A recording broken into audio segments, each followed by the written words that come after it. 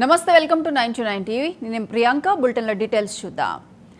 SLBC సొరంగ మార్గాన్ని మూసివేయడానికి రాష్ట్ర ప్రభుత్వం సిద్ధమైందని మాజీ మంత్రి జగదీశ్వర్ రెడ్డి సంచలన ఆరోపణలు చేశారు. నల్గొండ జిల్లాను సస్యశ్యామలం చేస్తామని మోసపూరిత ప్రకటనలు చేస్తూ రైతాంగాన్ని మోసం చేస్తుందని విమర్శించారు.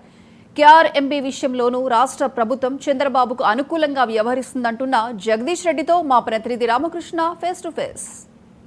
ఎస్ఎల్బీసీ సొరంగం విషయంలో మాజీ మంత్రి జగదీష్ రెడ్డి సంచలన వ్యాఖ్యలు చేశారు. ఎస్ఎల్బీసీని మూసివేయడానికి ప్రభుత్వం రంగసిద్ధం చేసిందని కూడా ఆయన వ్యాఖ్యలు చేశారు. ప్రస్తుతం ఆయన మనతో ఉన్నారా అని తెలుసుకున్నాం. సార్, ఎస్ఎల్బీసీ సొరంగం విషయంలో మీరు చేసిన వ్యాఖ్యలకు అదే స్థాయిలో నిలబడుతున్నారా? ఏ ప్రాతిపదికన ఎస్ఎల్బీసీని మూసివేస్తారని చెప్తారు? అందులో సందేహం ఏం లేదు. ఇప్పటి వరకు శవాల్ని తీయడానికే వీళ్ళకి చేత కాలేదు. 2 నెలలు దాటింది. శవాల్ని తీయడం ఇష్టం ఉన్నట్టు కూడా కనబడడం లేదు. ఎందుకు ఇంకా అది ముందడబోయేది కాదు అని వదిలేసినట్టుగా చేతులు ఎత్తేసినట్టుగా మనకు కనబడుతుంది. ఈ మధ్య లీకులు కూడా ఇచ్చినారు, పత్రికల్లో లీకులు కూడా ఇచ్చినారు. ఒకేసారి మూసేసినాము బంద్ చేసినాము అని చెప్తే ప్రజలు తిరుగుబాటు వస్తుంది నల్గొండ జిల్లా ప్రజల్లో, రైతాంగంలో అని చెప్పి వేరే మార్గాలు వెతుకుతున్నాము. వేరే మార్గాలు వెతకడానికి మీకు అవకాశమే లేదు.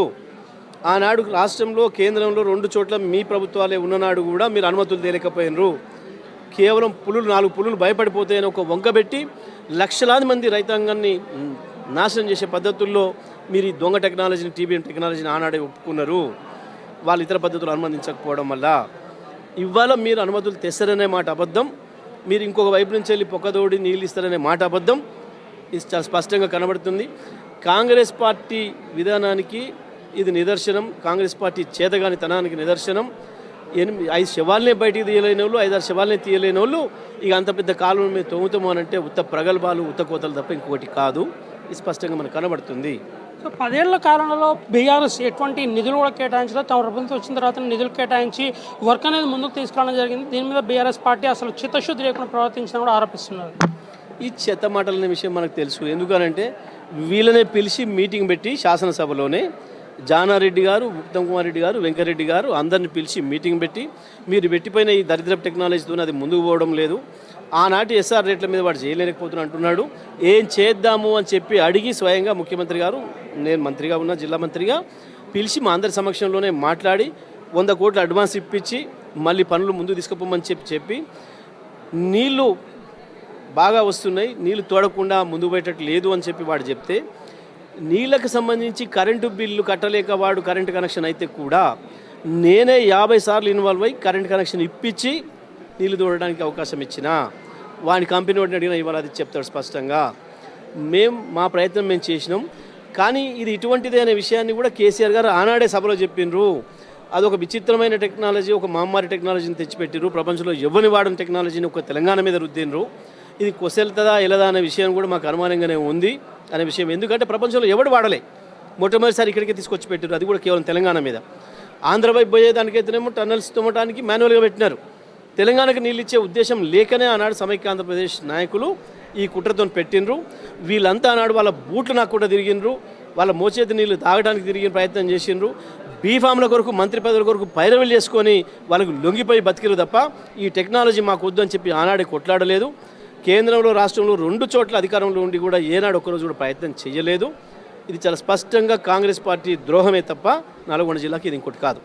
కేఆర్ఎంబీ విషయంలో ప్రభుత్వం తీసుకుంటుంటే విధానం తీవ్రంగా బీఆర్ఎస్ పార్టీకి నిరసిస్తుంది. అసలు కేఆర్ఎంబీ తీసుకుంటున్నా అంటే వివరిస్తున్న విషయంలో మంత్రి ఉత్తమ్ కుమార్ రెడ్డి అవసరమైతే కేఆర్ఎంబీ వద్దకు తానే వస్తానని కూడా సంచలన ప్రకటన చేసిన పరిస్థితి వీటి ఎట్లా చూడాలి? దాంట్లో సంచలనం ఏం లేదు. పోవాల్సిన ఆయన డ్యూటీ ఇప్పటికే చేయలేదు. ఏడన్నరగా ఇంట్లో పన్నాడు. ఎందుకు పోడు? చచ్చుకుంటే పోవాలి, మాట్లాడాలి. కానీ చేత కాదు వీళ్ళకి. అది అసలు ఏం జరుగుతుందో కూడా తెలియదు. కేఆర్ఎంబీ చేతిలో తీసుకుంటుంది అని మేము చెప్పిందాక, బీఆర్ఎస్ పార్టీ చెప్పిందాక సోయలేదు. అప్పుడు నిద్ర లేచి నేను ఇయ్యలే కేసీఆర్ ఇచ్చిండని చెప్పి మాట్లాడాడు. నిద్ర లేచి సోయలేకుండా మాట్లాడాడు. ఆయన మాట్లాడిందే ముఖ్యమంత్రి మాట్లాడాడు, ఈ జిల్లా మంత్రి కూడా మాట్లాడాడు. చెత్త మాటలన్నీ మాట్లాడిండు. ఒక్కసారి కేసీఆర్ నల్గొండలో సభ పెట్టి 1,00,000 మందితో రైతులతో గర్జించిన తర్వాత గప్పుడు కళ్ళు తెరిచి నిద్ర లేచి కళ్ళు నులుపుకొని వచ్చి కళ్ళు కడుక్కొని వచ్చి అసెంబ్లీలో తీర్మానం పెట్టాను. ఇది జాలిగా వాళ్ళు మాట మార్చిండ్రు వాళ్ళు అనే విషయం చెప్పడానికి. వాళ్ళు ముందే మాట్లాడినరు. నల్గొండ సభ తర్వాత అసెంబ్లీలో ఏం తీర్మానం ప్రవేశపెట్టినరు, మేము కేఆర్ఎంబీకి ఇవ్వం నాగార్జున సాగర్ను అని తీర్మానం చేశారు. అంటే దాని అర్థమైంది కేసీఆర్ ఇవ్వలేదు అని అర్థమే కదా, మన చేతులు ఉందని అర్థమే కదా. నీ చేతిలో దాన్నే గుంజుకొని పోయినరు చాలా స్పష్టంగా కనబడుతుంది.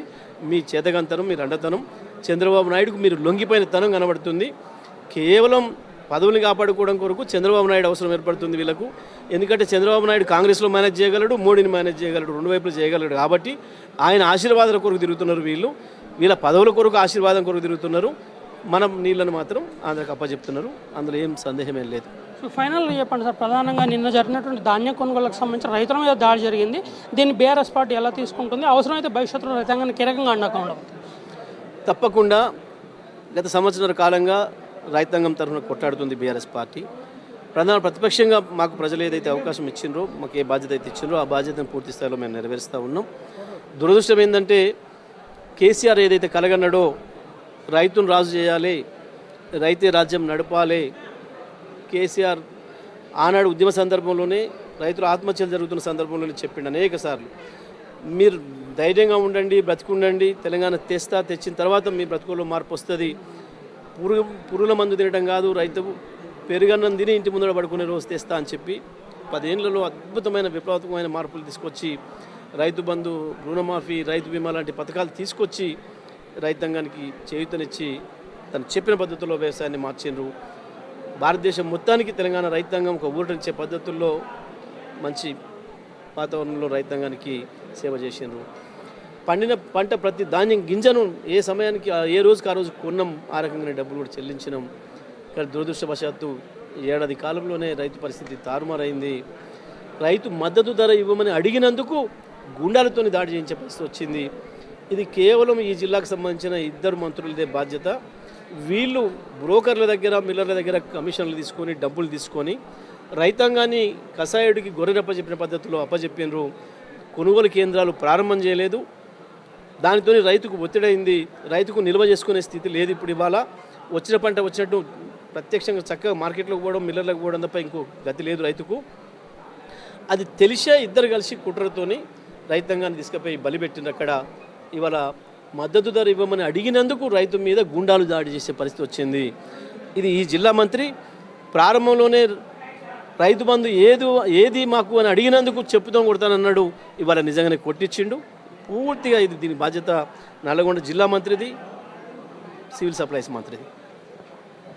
ధాన్యం కొనుగోలు విషయంలో మంత్రులే బాధ్యత అని రైతులపై చేసినటువంటి దాడి అయితే ఉందో ఆ దాడి విషయంలో కూడా మంత్రులే నైతిక బాధ్యత వహించాలని కూడా మాజీ మంత్రి జగదీశ్వర్ రెడ్డి ఆరోపిస్తున్నటువంటి